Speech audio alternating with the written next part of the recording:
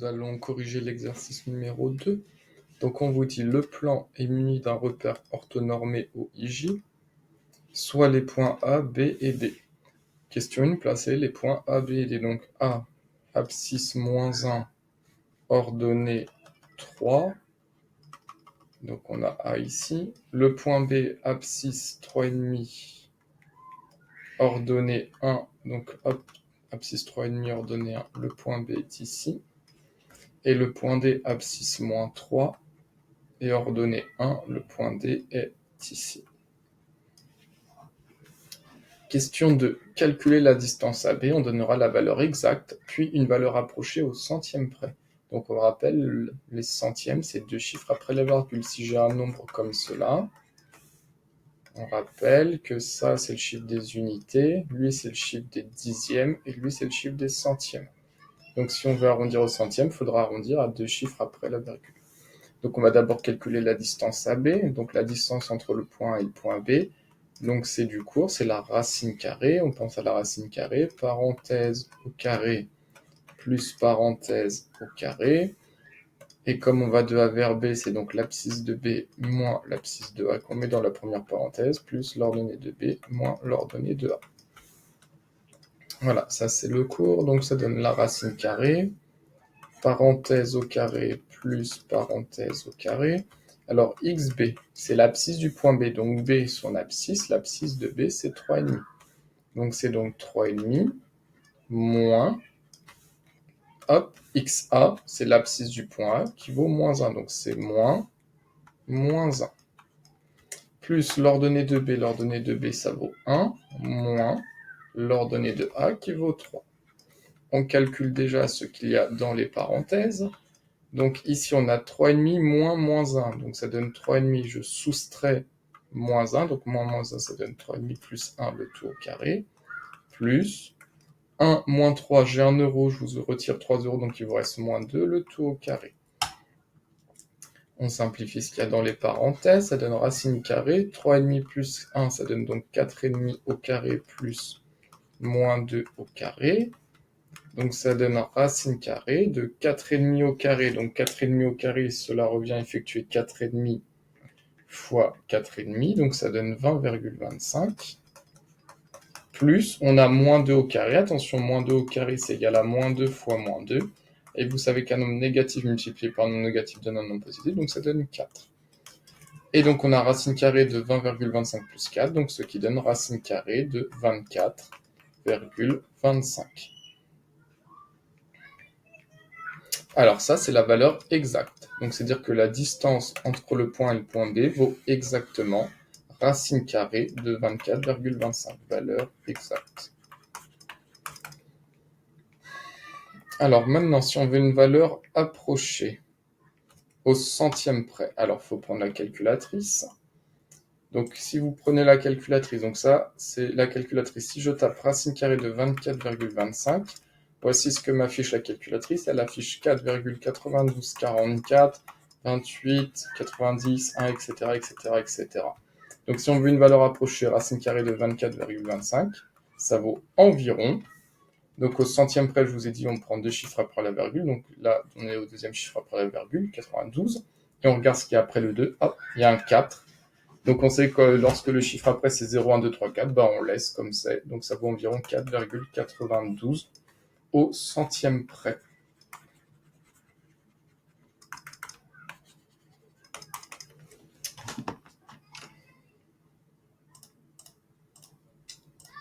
Question 3, la question, je vais dire, la plus difficile du chapitre.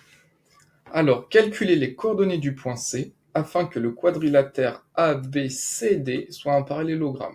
Donc nous, on veut que ABCD soit un parallélogramme. Donc à vue d'œil, là c'est vraiment à vue d'œil, on va dire que le point C va être à peu près par là. Comme ça, ABCD sera un parallélogramme. Donc la question, c'est de trouver les coordonnées exactes du point C. Il faut faire un calcul. Donc nous, ce que l'on cherche, ce sont les coordonnées du point C. Donc on va mettre soit le point C, qui a pour abscisse XC, et pour ordonnée YC. Donc nous, on cherche les coordonnées du point C, pour que ABCD soit un parallélogramme. On va citer la propriété du cours. On sait que ABCD est un parallélogramme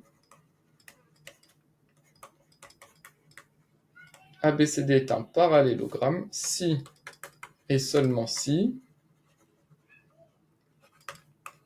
qu'est-ce qu'on peut dire? Si et seulement si ces diagonales se coupent en leur milieu.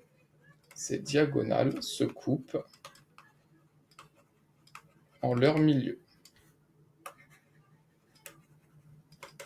Donc ABCD est un parallélogramme si les diagonales ont le même milieu.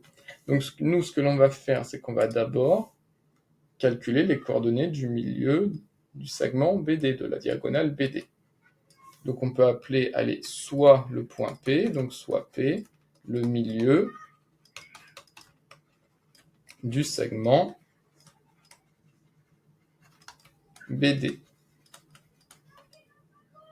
Alors, vu que P c'est le milieu du segment BD, on va faire la moyenne des deux abscisses. Donc c'est l'abscisse de B plus l'abscisse de D divisé par 2, la moyenne des deux abscisses, et la moyenne des deux ordonnées, l'ordonnée de B plus l'ordonnée de D divisé par 2. Moyenne des deux abscisses et moyenne des deux ordonnées.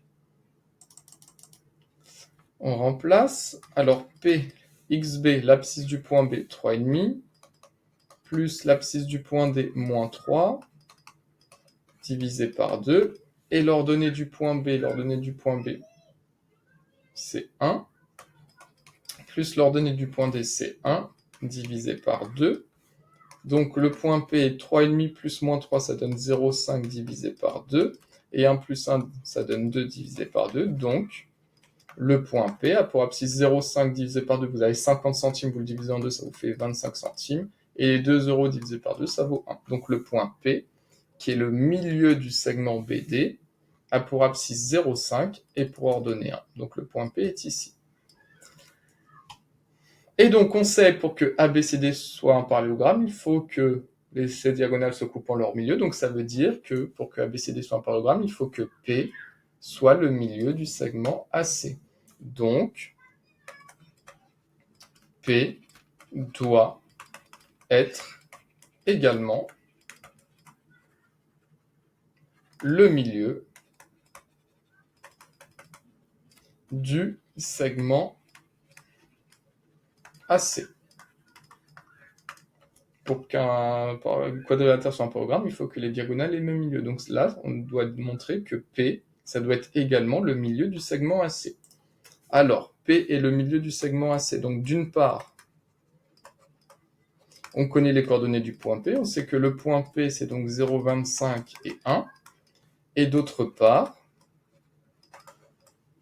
comme le point P, c'est le milieu du segment AC, donc vu que le point P, c'est le milieu du segment AC, c'est-à-dire que l'abscisse de P, ça doit être l'abscisse de A plus l'abscisse de C divisé par 2, et l'ordonnée de P, c'est donc l'ordonnée de A plus l'ordonnée de C divisé par 2. Comme P, ça doit être également le milieu du segment AC, donc P est le milieu du segment AC, donc c'est l'abscisse de A plus l'abscisse de C divisé par 2, l'ordonnée de A plus l'ordonnée de C divisé par 2. On va remplacer cela. Alors, on y va, on remplace donc XA, l'abscisse de A, moins 1, plus XC, l'abscisse de C, c'est justement ce que l'on cherche. Donc on cherche, nous, l'abscisse du point C, divisé par 2. Et l'ordonnée de A, c'est 3, plus l'ordonnée du point C, on cherche justement l'ordonnée du point C, hop, divisé par 2. Donc d'une part, on sait que les coordonnées du point P, c'est 0,25, 1.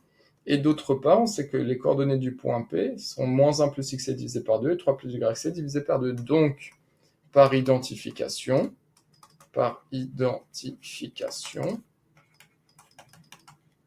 on a, donc qu'est-ce que ça veut dire par identification? Ça veut dire que P, c'est le même point. P, ça vaut lui-même. Donc, ça veut dire que 0,25 est égal à moins 1 plus xc divisé par 2. Donc, moins 1 plus l'abscisse de C divisé par 2 vaut 0,25.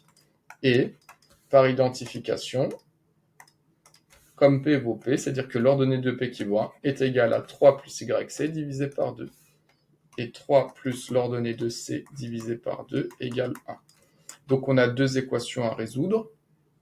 Donc à gauche, l'inconnu, c'est YC.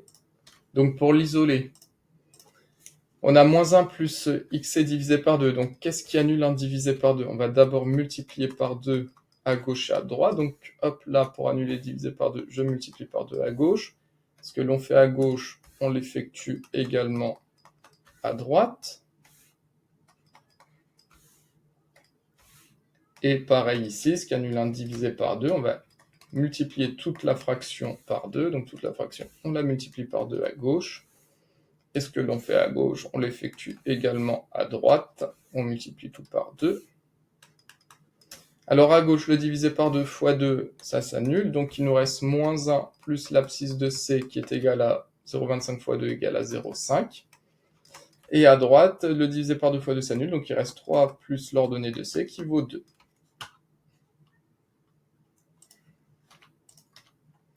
Alors, il nous reste à voir XC, donc on a, qu'est-ce qui annule le moins 1? Donc on va faire plus 1 à gauche, et on va effectuer plus 1 à droite.